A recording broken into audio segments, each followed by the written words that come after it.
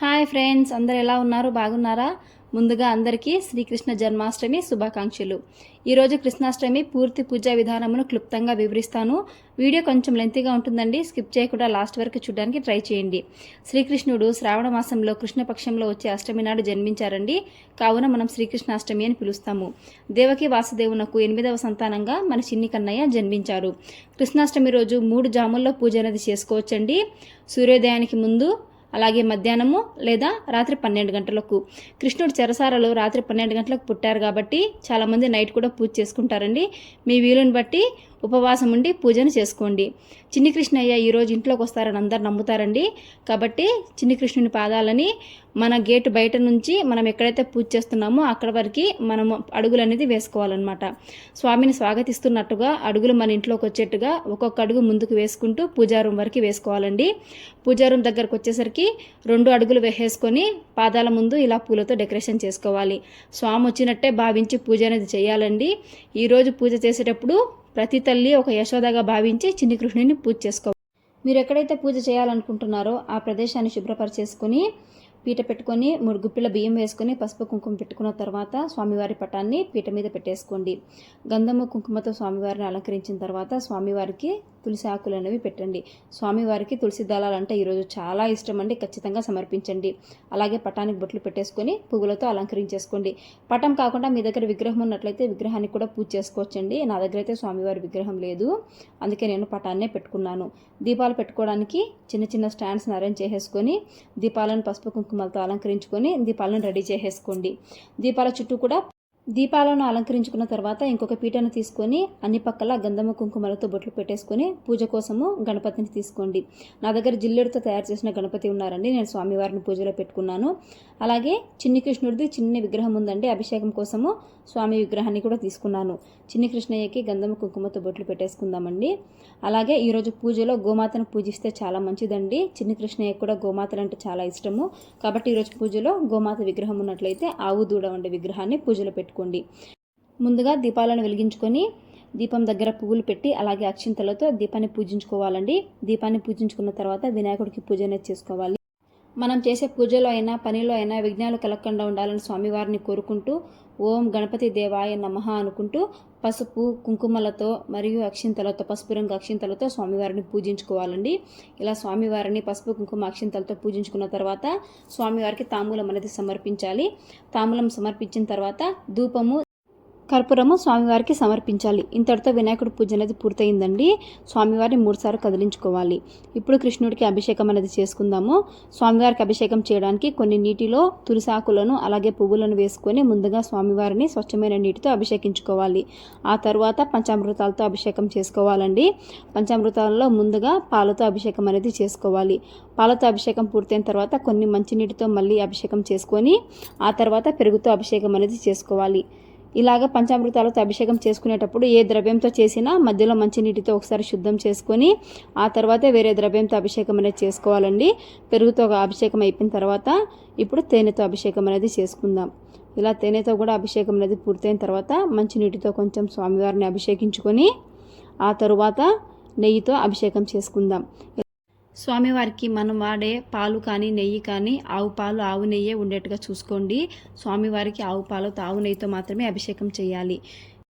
స్వామివారిని ఇలా నెయ్యితో అభిషేకం చేసుకున్న తర్వాత కొంచెం శుద్ధ జలంతో మళ్ళీ శుభ్రపరచుకొని ఈసారి పంచదారతో అభిషేకం చేసుకోవాలి.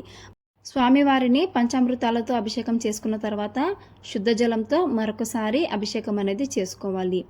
ఇంతటితో అభిషేకం అనేది పూర్తవుతుందండి. స్వామివారికి మనం అభిషేకం చేసిన పంచామృతాలను ఇంటిల్లిపాది ప్రసాదంగా స్వీకరించాలి. ప్రసాదంగా స్వీకరించలేమనే వాళ్ళు ఏదైనా చెట్టు మొదట్లో ఎవరు తొక్కని చోట వేసేసేయండి. స్వామివారికి అభిషేకం అనేది పూర్తయిన తర్వాత స్వామివారికి చిన్ని కన్నయ్యకి మనము చిన్ని బిడ్డలా రెడీ చేసుకుందామండి. స్వామివారికి చిన్న డ్రెస్ అనేది తెచ్చాను, ఎంత బాగుందో చూడండి. ఇలా డ్రెస్ అనేది వేసేసుకొని స్వామివారికి మెళ్ళలో చేతుల్లో ఆభరణాలు అనేది వేయాలి. చిన్ని కన్నయ్య కోసము చిన్న చిన్న పూసల దండలు అనేది రెడీ చేశానండి. ఇలా మెడలోకి ఒక దండ వేసేసి ముత్యాలతో 2 చేతులకు కడియాలు, నడుముకి వడ్డానం అనేది చేసుకున్నాను. వీటిని స్వామివారికి అలంకరించేసుకోవాలి. అలాగే చిన్ని టోపీ అనేది తెచ్చానండి. స్వామివారికి ఇష్టమైన నెమిలికను కూడా ఇలా సమర్పించుకోవాలి. స్వామివారిని ఇలా రెడీ చేసుకున్న తర్వాత స్వామివారికి ఇష్టమైన నైవేద్యాలు అన్నీ పెట్టొచ్చండి.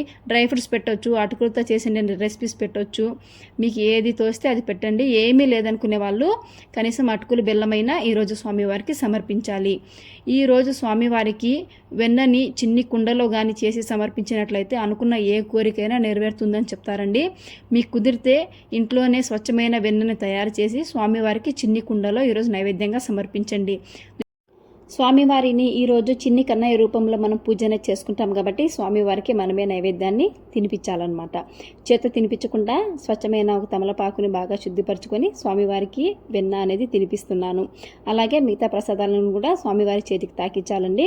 స్వామివారికి ఇలా వెన్న అనేది తినిపించిన తర్వాత ఒక కొత్త శుద్ధమైన క్లాత్ని తీసుకొని స్వామివారికి ఫేస్ అనేది అలా ఒకసారి తుడిచేసేయండి.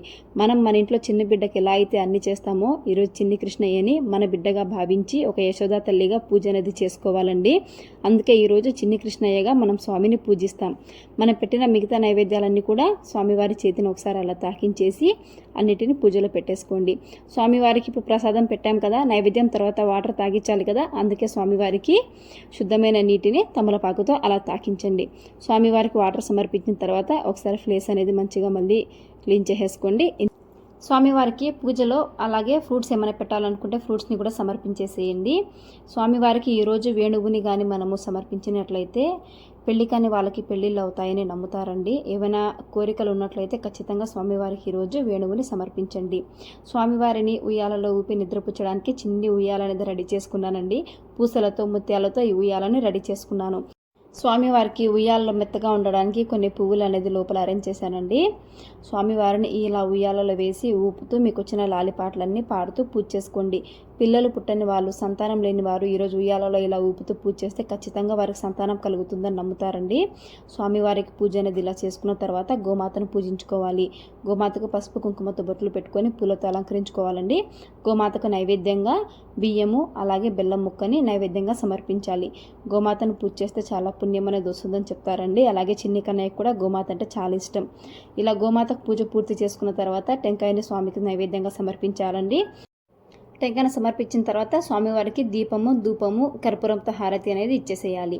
ఇలా కర్పూరంతో హారతి ఇచ్చిన తర్వాత మనకు పూజ అనేది పూర్తవుతుందండి. ఈరోజు స్వామివారికి మీకు ఏ పాటలు వస్తే ఆ పాటలు పాడుతూ పూజ అనేది చేసుకోండి. లేదంటే కృష్ణాష్టకం చదువుకోండి. మీకు ఇంకా ఏవైనా పద్యాలు అలా వచ్చేటుకుంటే కూడా పాడుకోవచ్చండి. ఇంతటితో శ్రీకృష్ణాష్టమి పూజ అనేది ముగిసిందండి. ఫాస్టింగ్ ఉండి పూజ చేసుకుంటే చాలా మంచిదండి. మీకు కుదిరితే ఖచ్చితంగా ఫాస్టింగ్ ఉండి పూజ చేసుకోండి.